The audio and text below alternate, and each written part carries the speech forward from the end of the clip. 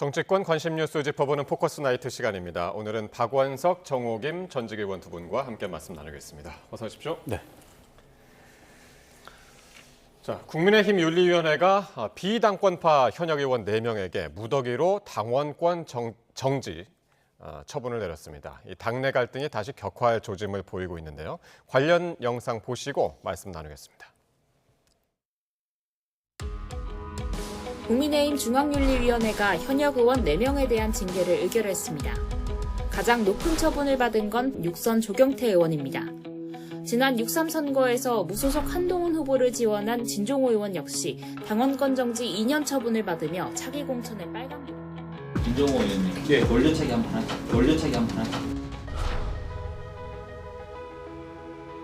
정점식 원내대표 멱살을 잡은 권영진 의원에겐 1년 6개월. 장동혁에게 반대했던 사람이잖아요. 예. 해당 행위를 라고 치면은 몇 배 더 심하게 한 사람들이 있잖아요. 그런 사람들은 예를 들면요?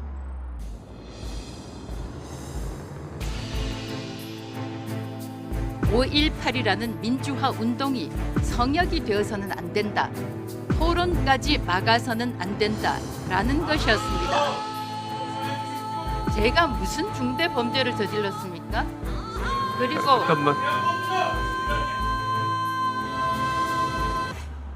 징계 절차의 과정을 보면은 너무나 불공정하고 이미 반대 세력들을 정치적으로 제거하고 입틀막하기 위한 너 나한테 덤벼? 너들 덤비면 어떻게 되는지 한번 보여줄게. 공천 없어. 이거 아닙니까 이거?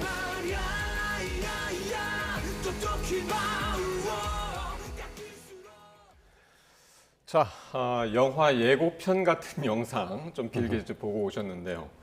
어떻게 보셨습니까? 향후 국민의힘의 예고편인가요?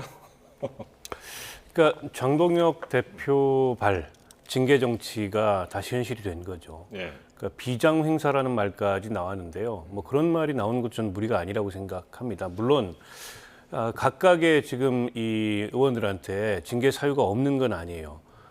그런데 국민의힘 윤리위원회가 과연 모든 징계 사안에 대해서 객관성과 공정성을 가지고 징계 심사를 했는지 보면 앞서 이제 뭐 권영진 의원도 말씀하셨지만 그렇지 않다는 말이죠. 결국 당권파와 가까우면 모든 잘못도 그냥 넘어가게 되고 그리고 장동혁 대표하고 반대되거나 장동혁 대표를 비판했던 분들 같은 경우에는 어쨌든 저런 이제 강한 중징계를 받는 상황이 반복되고 있어서 이게 당내 갈등의 또 다른 불씨가 되지 않을까 싶고요. 특히나 이제 뭐 2년 6개월에서 뭐 1년 6개월까지 당원권 정지라는 건 다음 총선이 1년 8개월 남은 걸 감안하면 사실상 다음 총선 공천에서 배제하겠다라는 것을 드러낸 건데 정치적 사형 선고 뭐 이런 얘기까지 나왔어요. 그렇죠. 근데 이제 권영진 의원 같은 경우에는 어쨌든 본인이 잘못을 인정하고 자숙했고 또 정점식 원내대표도 선처를 호소했고 당의 많은 중진들이나 원로들도 이게 징계할 사안은 아니다. 그렇게 했음에도 불구하고 저렇게 1년 6개월이라는 중징계를 내린 건 결국에 뭐 대안과 미래라는 어떻게 보면 장동혁 대표하고 반대되는 그런 정치적 위치에 있는 의원에 대한 일종의 보복성 징계 아니냐라는 얘기를 그런 비판을 받기에 충분하다고 생각하고요. 최근 들어서 장동혁 대표가 뭐 중진들 불출마도 거론하고 또 전체 당협을 대상으로 지금 대신을 묻겠다. 어떻게 보면 부쩍 자신감이 붙은 본인의 당권 강화 행보를 하고 있는데 이렇게 되면 징계를 받은 의원들을 포함해서 이 징계에 대해서 비판적인 이제 이 당내의 여러 의견들도 그냥 장동혁 대표 체제를 이대로 두고 볼 수 없다. 이런 목소리가 다시 커지지 않을까 싶습니다. 지금 박 의원님 말씀하신 것처럼 윤리위가 객관성과 또 공정성을 잃었다. 이렇게 얘기하시는 분들이 이제 상당히 많고 특히 이제 당사자들뿐만이 아니라 당 내에서 이제 옛 친윤 중진 의원들도 쓴소리를 쏟아내고 있는데 먼저 당사자들 한번 보면은요. 진종호 의원 같은 경우는 장동혁 호위무사로 전락한 윤리위가 정치 숙청을 하고 있다라고 했고요. 서범수 의원은 징계 효력정지 가처분 신청 등을 검토하고 있다. 권영진 의원은 사실상 정치를 접으라는 정치적 테러다. 이렇게 이야기를 했습니다. 잠깐 더 보면은요. 권영세 의원은 징계 수위가 과하다. 그리고 최고위원 회의에서 최종 결정하는 과정에서 조금의 변동이 필요해 보인다. 라고 했고요. 뭐 김기현 의원, 윤상현 의원, 그러니까 당내 중진, 친윤 전부 이제 승수리에 동참을 했단 말이에요. 어떻게 보셨어요? 언젠가는 자기한테도 칼을 들이댈 수 있다라는 불안감이 있지 않을까요? 왜냐하면은 지금 당협위원장도 가르려고 그러다가 오늘 이제 그 원래 관례대로 하는 것으로 일단락이 됐지만 언제 어떻게 그 장동혁 대표가 공격해 올지 모른다는 생각을 하겠죠. 근데 제가 볼 때 그 당내에 친장 세력이 많다라고는 보여지지 않아요. 그냥 개인적으로 볼 때 뭐 사무총장, 비서실장, 수석 최고위원, 원내에 있는 사람으로는, 그리고 원내에 있는 사람으로는 그 최고위원 중에 지역구 의원이 아닌 사람들, 내지는 그 뭐 무슨 대변인이라 그러죠? 미디어 대변인이라 그러나 그런 젊은 사람들. 그리고는 딱히 친장 세력이라고 할 수 있는 사람이 누가 있을까? 왜냐하면은 당협위원장 싹 갈라 그러면은 지금 그 중진들이 좋아하겠습니까? 단지 지금 이 내용을 보면은요, 일단 징계받은 분들은 사실은 징계의 빌미를 줬던 것을 부인하기는 어려워요. 그 빌미가 없었으면 좋았을 텐데 하는 생각이 들고, 진종호 의원 같은 경우는 지금 2년이나 당원권이 정지가 됐는데, 제가 생각할 때 무소속의 한동훈 후보를 응원하러 갔던 많은 정치인들이 있는 것 같았는데, 그 당시에 딱 진종호가 이제 대표적으로 이렇게 이제 징계를 받지 않습니까? 약한 고리라고 생각하는 것 같고요. 그다음에 조경태 의원 같은 경우는 사실은 그 국회 부의장직 경선에 있어서 너무나 그 뭐라 그럴까, 명확한 그런 어떤 그 증거와 증언이 제시가 된 측면이 있죠. 모습을 보였었죠. 그렇습니다. 그리고 이제 본인이 내란 세력이기 때문에 그렇다 그런다는 주장을 했지만, 그렇다면 본인이 그 부의장직 경선에 내란 세력과 함께 경선을 벌이면 안 되는 측면도 있었어요. 그리고 권영진 의원이나 서범수 의원은 이런 일이 없어야 되는 상황에 그냥 얻어 걸렸다 그래야 되나? 그러니까 친장의 입장에서는 실수를 한 거거든요. 그래서 이렇게 징계를 했는데, 실제로 이제 공정하지 못하다는 말씀도 하셨지만, 자기의 측근 중에 유사한 행위를 한 사람들에 대해서는 징계 안 하잖아요. 그런데다 결정적으로 조금 전에 자료 화면에도 나왔지만, 이진숙 의원에 대해서는 아예 당 지도부가 징계하지 않겠다고 지금 이러지 않습니까? 그렇기 때문에 제가 볼 때 당내에 장동혁 지도부의 정통성에 대해서는 의문을 가지는 사람들이 많은 것 같아요. 친장 세력이라기보다는 자신의 공천이나 다음 그 총선을 생각해서 단지 말을 아끼고 있을 뿐이 아닌가. 그리고 지금 말씀하신 소개해 주신 중진 의원들 있잖아요. 아마 기자들이 마이크 대고 물어보니까 이렇게 한마디씩 하는 거일 것 같아요. 적어도 이 정도가 되면 이 당이 이렇게 돼서는 안 되겠다 해갖고 좀 모여서 얘기 좀 해보자. 뭐 이런 구체적인 움직임이 있는 것 같지는 않다라는 것이죠. 그러니까 3선 의원들, 또 4선 이상 중진 의원들 뭐 모임을 가졌다고는 하는데, 어쨌든 지금들 말씀하신 것처럼 징계 형평성 논란이 이제 계속 일고 있는데, 민주당에서, 근데 국민의힘에서는 이제 징계 안 한다고 그랬고, 민주당에서 이진숙 의원 징계안을 제출을 했습니다. 이렇게 되면 국회윤리위 차원에서 다뤄지게 될 것도 같고요. 어떻게 보십니까? 그러니까 이거는 뭐 민주당에서는 그 국민의힘 당 내부적인 징계와 무관하게 이제 국회윤리위원회에 제소를 하겠다는 그런 계획인 것 같고요. 그러니까 이진숙 그 의원에 대해서 3천여 명 정도 되는 국민의힘의 권리당원, 책임당원들이 윤리위원회에 제소를 했는데, 윤리위원회에서 그에 대한 판단도 이루어지기 전에 지금 당 지도부 측에서 징계를 검토하지 않는다 이렇게 의사를 밝혔어요. 윤리위원회를 이제 독립기구로 그동안에 당 지도부에서 관여할 수 없다 이런 입장을 밝혔는데, 이진숙 의원의 건에 대해서는 유독 당 지도부가 징계를 검토하지 않는다는 의사를 먼저 밝혀서 일종의 가이드라인을 제시하고 있는 거 아니냐.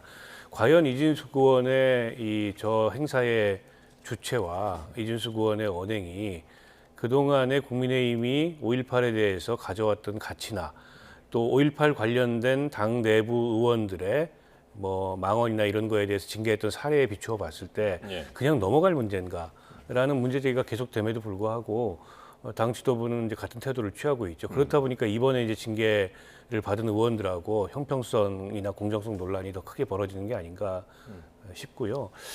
그러니까 이진숙 의원은 뭐 그 5.18 관련해서 저 행사를 주최하는 것 한 번에 그치지 않고 본인의 어떻게 보면 정치적 존재감을 높이는 그런 수단으로 이제 5.18에 대한 이를테면 보수 일각에 있는 예. 그런 얘기를 계속 끄집어내는 그런 행동을 계속 할 것 같아요. 일종의 예. 이제 몸과 불리기를 하는 거죠.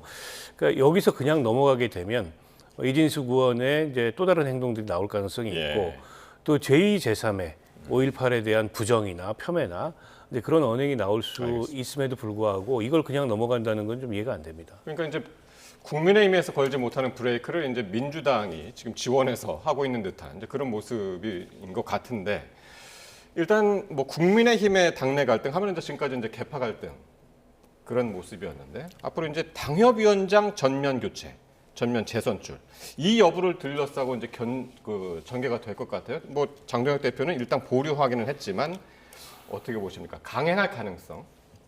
이게 그렇게 강행하기 쉽지 않을 것 같은데요.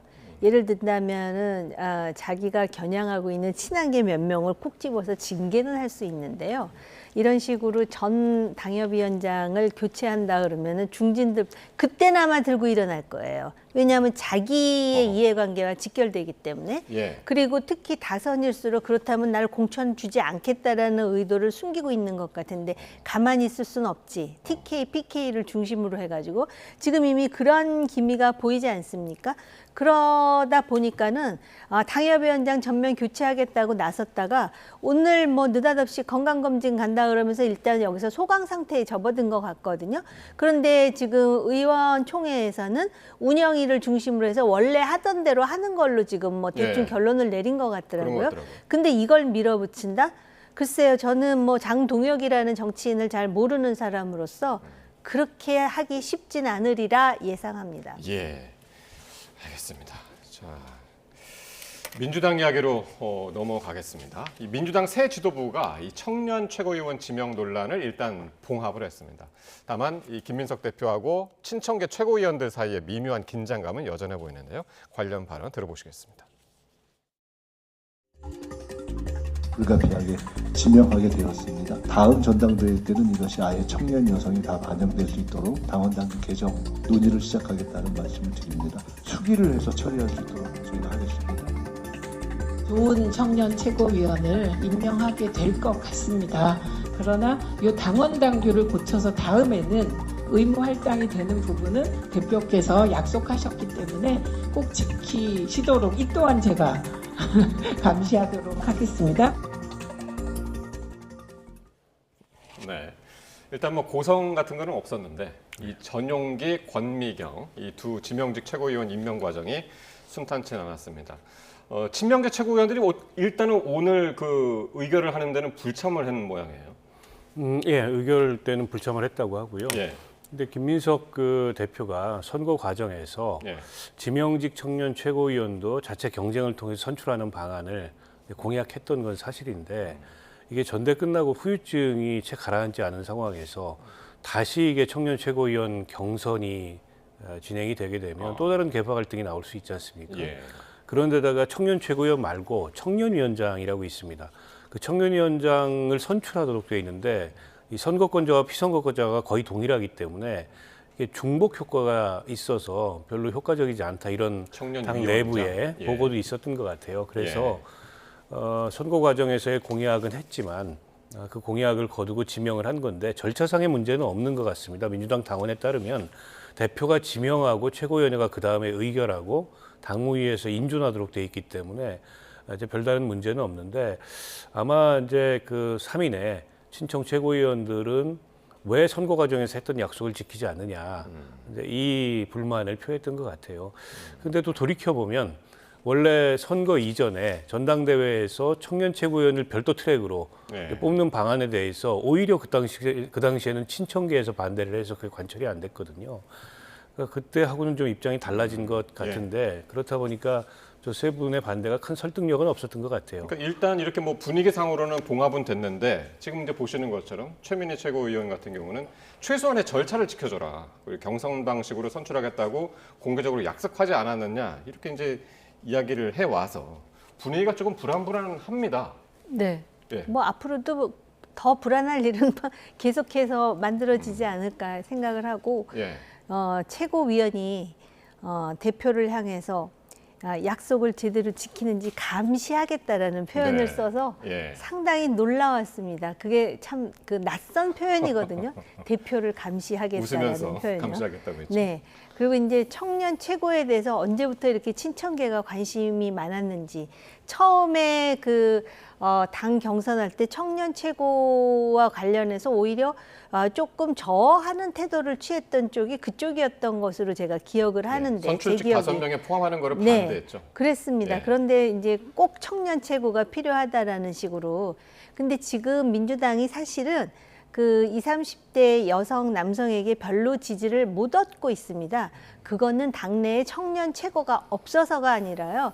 청년들이 가장 절박하게 생각하는 주거 문제라든지 또는 최근에 어떤 그 주식 문제와 관련해서 공감 능력을 보여주지 못했기 때문이고요. 청년이 아닌 세대로서 또 한마디를 하고 싶은데 정당이 전국을 대표하는 보편 정당인데 왜 20, 30대 청년 최고만 필요합니까? 그럼 70, 80대 노년 최고도 해야 되는 거 아닙니까? 국민을 대표해야 된다면 예. 미래 세대가 물론 중요하겠지만 표를 얻겠다라는 의지 이전에 그 사람들의 삶을 개선하기 위해서 어떤 정책을 세워서 할지에 대해서 좀 예. 진지한 고민을 하라고 한마디 하고 싶습니다. 예, 진지하게 이제 제안을 한 가지 또 해주셨고요. 자, 이런 가운데 김민석 대표가 지시를 했죠, 하루 전에. 민주당 TV 이걸 두고도 이제 지지층 내부에서 논란이 일고 있습니다. 지금 딴지 게시판에서는 땡석 뉴스 아니냐 이런 말까지 지금 나오고 있어요. 글쎄요, 뭐 그 김어준 씨의 뉴스 공장을 견제하기 위해서 네. 저 민주당 TV를 추진하는 거 아니냐, 뭐 이런 의견도 있고, 뭐 김민석 대표 입장에서는 이제 당의 당론이나 당의 의제 설정이 외부의 플랫폼에 의해서 과하게 좀 흔들린다. 예. 이런 판단을 하고 있는 것 같기도 해요. 구체적으로 저게 어떤 형태로 나타날지는 좀 지켜봐야 되겠습니다만 원래도 민주당의 채널, 유튜브 채널이 있긴 했습니다. 다만 크게 활성화되지는 않았고, 근데 모든 당의 공식 유튜브 채널이라는 게 그렇게 활성화되지는 않습니다. 그러니까 일종의 당의 공식 입장을 전달하는 창구 정도로 이제 당원들이나 지지자들도 여기기 때문에 크게 그렇게 그 가독성이 높은 매체는 아닌데 그걸 좀 올리겠다. 그럼으로써 당의 공식 입장이 당의 채널을 통해서 당원과 지지자들한테 전파되는 경로를 조금 더 네. 강화하겠다. 그런 정도의 의미로 읽히고 실제 그런 정도의 효과 이상을 거두기는 어려울 거라고 보고 일각에서는 뭐 김어준 씨 플랫폼이나 이런 이제 친여 성향이긴 하지만 예. 지금 지도부 입장에서 불편한 그런 매체들을 대체하려는 의도를 갖고 있다 이런 얘기도 있는데 그게 대체가 되겠습니까? 그러니까 성격이 어제 다른데요. 그러니까 하루 전 같은 경우에도 이제 그 친명계 최고위원들이 김어준 TV 그 유튜브 방송 이제 나온 직후에 이 민주당 TV 얘기가 나와가지고 그걸 견제하는 거 아니냐 이제 그렇게 이야기가 나왔는데 오늘 보면은 온라인상에서 민주당 TV 가상 편성표까지 이제 확산이 되고 있어가지고요. 근데 이제 김난중 홍보위원장이 이건 사실이 아니다 이렇게 이제 해명까지 했는데 지금 보시는 이게 이제 가상 편성표인데 보시면은 MC 이동형, 박지훈, 뭐 패널에는 강성필, 최진봉, 임경빈 해가지고 진짜 그럴 듯한 편성표가 나왔는데 일단은 이제 부인을 했단 말이에요 공식적으로. 네. 예. 근데 저분들 YTN에도 다 나오고 그동안에 민주당의 패널이라 그러면 대체로 친 이재명계 내지는 유재명이라 그럽니까? 그분들 나와서 그 민주당의 입장이라든지 그런 것을 논리적으로 잘 그 피력했던 사람들이라고 저는 생각을 하거든요. 예. 그래서 친청계에서 왜 불만도 제기하지 않았습니까? 전부 친명 패널만 나온다고. 그런데 새벽 방송을 통해서 민주당 TV를 만들어서 뭔가를 하겠다라는 저 시도가 대표가 정말 취임하자마자 되게 열심히 한다. 제가 거기까지는 인정을 하겠는데요. 그래도 김민석 그러면은 화려한 글솜씨에 또 그 특유의 그 논리적인 웅변, 그 다음에 서울대 운동권의 어떤 그 스타성을 온몸으로, 물론 18년 동안의 공백기는 있었지만 그렇게 인식이 되거든요. 근데 나오는 것마다 무슨 뭐 저 새벽에 민주당 TV 새벽 방송, 그러다 보니까 한쪽에서는 땡성 뉴스라 그러는데 그게 과거의 전두환 시절에 땡전 뉴스를 빗대서 하는 얘기거든요. 그런데다 국민을 향해서 뭐 90도로 인사한다 해서 오늘 그 사진이 나오지 않았습니까? 그랬더니 또 어떤 평론가는 북한에서 인사하는 거하고 조폭이 인사하는 거 세 가지를 대비해 갖고 이것 좀 한번 보라고 막 이런 사진도 지금 나돌아다니고 그러는데 그래도 김민석 당대표에 대한 기대치가 상당히 높은데 지금 나오는 대안이라는 것이, 거기다가 홍보위원장 김남준 홍보위원장은 이재명 대통령의 측근 중에 측근으로서 그 청와대 대변인도 하지 않았습니까? 그런데 아이디어가 이런 거밖에 없을까? 뭐 제가 걱정할 일은 물론 아니지만 잘해보시기 바랍니다. 그러니까 일각에서는 지금 이제 9월 2일 날 그러니까 첫 방송이 될 거다라는 이제 이야기도 나오고 있고, 김민석 대표가 직접 진행하는 뭐 그 아까 그 가짜 그 편성 프로그램이 있기도 한데 과연 어떤 모습으로 나타날지, 과연 대중들한테도 어떻게 이제 어필을 할지 기대를 하겠습니다. 자, 그리고 이제 대법관 서면제청의 막후 과정을 놓고 대법원과 청와대의 책임 공방이 지금 이어지고 있습니다. 관련 발언 듣고 오시겠습니다. 만남의 기회가 없었습니다. 아니요. 그거는 요구하면 되는 거고, 서면제청을 요구했는데 안 됐습니다. 서면제청 하자는 그 아이디어는 그래서 누가 냈냐고요, 지금. 제 질문은. 청와대 민정수석 측과 협의하는 과정에서 나온 얘기입니다.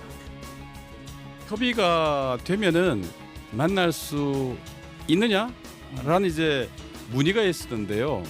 여기에 대해서 협의가 되면 그때 논의하자라는 어떤 일반적인 답변을 한 것에 불과한데요. 서면 제청 여부 등 구체적인 제청 방식에 대해서는 뭐 전혀 협의 자체가 없었습니다. 대법원은 서면제청에 앞서서 민정수석과 협의를 했다고 그랬고요. 청와대에서는 협의 없었다라고 이야기를 해서 이게 진실공방, 책임공방 이런 모습으로 가는 것 같습니다. 그러니까 헌법에 따르면은 대법관은 대법원장이 제청하고 국회가 임명 동의권을 갖고 대통령이 최종적으로 임명하는 건데요. 근데 관례적으로 어쨌든 대통령과 대법원장 간의 대면 협의 이후에 보통은 이제 제청권을 행사를 했는데 그런 관례를 깬 거죠. 근데 이게 이제 5개월 동안이나 공석이었습니다. 사법 공백 논란이 있었고, 근데 후임 대법관을 그동안에 임명하지 않고 있다가 또 다른 이제 대법관 그 퇴임자가 나오고 그 2명이 공석이 되게 되니까 그 2명에 대해서 서면제청권을 행사한 건데, 의무는 그런 겁니다. 그럼 지난 5개월 동안 이렇게 할 거라면 왜 진즉 그 제청권을 서면으로 행사하지 않았느냐. 그랬다가 5개월이 지나서 두 사람의 지금 대법관 공석이 발생하니까 마치 거래하듯이 무슨 1+1을 의식해서 이런 식의 서면제청권을 행사한 거 아니냐. 결국 임명권자로서의 대통령에 대해서 어떻게 보면 조희대 대법원장이 상당한 고의를 가지고 이제 무시하고 있는 거다. 이게 이제 여권의 인식이고 문제제기인 것 같습니다. 그러니까 지난 5개월 동안 왜 그 제청권을 행사하지 않았는지에 대해서 제대로 된 해명을 지금 대법원장이 못하고 있어요. 그동안에 별다른 협의가 없었다는 게 청와대 쪽의 입장이고, 그리고 서면제청권 행사하기 직전에 가서야 만날 수 있느냐 이런 전략을 해왔는데 그걸 과연 협의라고 볼 수 있느냐 이런 문제제기 같아요. 결론은 지금 이제 저 서면제청권 행사한 방식대로 임명되기는 제가 보기에 어려워 보이고, 이대로 만약에 대통령이 설령 국회에 그 인준동의 요청을 하더라도 국회에서 부결될 가능성이 높아요. 그래서 저는 사법행정을 총괄하고 있는 대법원장이 어떻게 보면 대법관 임명에 대해서 대단히 무책임한 방식으로 기존의 관례를 무시하고 헌법상 권한이 있다는 이유로 이렇게 했는데, 그렇다면 뭐 대통령도 혹은 국회도 헌법상 권한에 따라서 저걸 인준 부결하거나 뭐 임명을 하지 않을 그런 권한도 있는 거거든요. 과연 이런 방식으로 일이 전개되는 게 바람직한가라는 측면에서 납득하기 어려운 그런 행위가 아닌가 싶습니다. 그러니까 조금 전에 보신 이제 성기홍 청와대 홍보수석이 이거를 헌정사의 초유의 상황이다 이렇게까지 이제 표현을 해가지고, 결국에 지금 이제 협의되지 않은 것으로 알려진 손봉기 판사와 관련해서 과연 재제청 요구를 할 것인가, 이게 관심인데 청와대에서 이제 숙고 중이다 거라고 이야기를 했습니다. 어떻게 전망하세요? 아마 그렇게 하려고 지금 분위기를 띄우는 게 아닌가 이런 생각이 들고요. 그 헌법상 대법원장의 제청권이라는 거하고 그다음에 국회의 동의와 대통령의 임명 그것을 그 청와대는 어떤 식으로 정의를 내리고 있는 것인지 제청과 임명 요 부분에 대해서 한번 좀 숙고해보라고 저는 말하고 싶고요. 여기 보면은 법원 행정처장은 마지막 순간까지 협의했지만 합의에 이르지 못했다 그랬습니다. 근데 제가 알기로는 협의는 관행이고 그걸 꼭 합의에 이르러야 된다라는 법적 규정은 없는 것으로 알고 있습니다. 제청, 동의, 임명으로 돼 있는 것이죠. 그다음에 청와대 홍보수석은 18일에 손봉기 이름을 처음 들었다. 대법원이 김성수를 제청하며 불쑥 끼워 팔았다. 듣기에도 불편합니다. 대법원에서 대법관을 뽑는 일인데 끼어 팔기라는 표현이 청와대 인사회에서 나왔다라는 게 국민의 한 사람으로서 되게 불편하다라는 말씀은 꼭 드리고 싶고요. 그다음에 지난 몇 달 동안 어떤 일이 있었는가는 이미 뉴스 보도에 다 나왔습니다. 대통령실에서 원하던 사람이 있었던 것이고 대법원장은 소위 대법관 추천위원회에서 올라왔던 4명 중에 그 인사의 과정에서 3명이 결국은 한 사람은 지금 내란전담 재판부, 또 한 사람은 중앙선관위, 또 한 사람은 헌법재판관의 아내였다라는 거 아닙니까? 근데 왜 이게 문제가 되냐면 얼마 전에 사법개혁 그러면서 4심제가 도입이 되지 않았습니까? 그런데 만약에 대법원에서 어떤 판결이 나는데 그게 헌법재판소로 가게 되면 부부가 같이 있으면은 죄척 사유가 생기는 거거든요. 이해 충돌이 일어난다라는 거를 대법원장이 그걸 고려하지 않을 수는 없는 상황 아니겠습니까? 근데 분명히 제청이라는 거는 그 추천위원회에서 대법원장이 누군가를 요구한다라는 의미에서의 제청인데 과연 임명권자가 이 사람 아니면 안 된다, 반드시 이 사람을 하라라고 하는 것이 적절한 것인지 제가 몰라서 지금 말씀을 드리는 건데요. 이런 상황에서 이제 이런 일이 생기다 보니까 대법원장이 정치적 행위를 했다 그러는데 저는 아무리 생각해봐도 대법원장이 무슨 정치적 행위를 했는지는 모르겠고요. 분위기 보니까 손봉기 판사에 대해서는 지금 반려를 할 생각인가 그런 생각도 듭니다. 알겠습니다. 헌법상 대법원장의 권리가 우선이냐 아니면 관례가 지켜져야 하는 것이냐. 자, 이런 의견들이 지금 계속 엇갈리고 있는 상황인 것 같습니다. 네, 지금까지 박원석, 정호김 전재규 의원 두 분과 말씀 나눴습니다. 고맙습니다.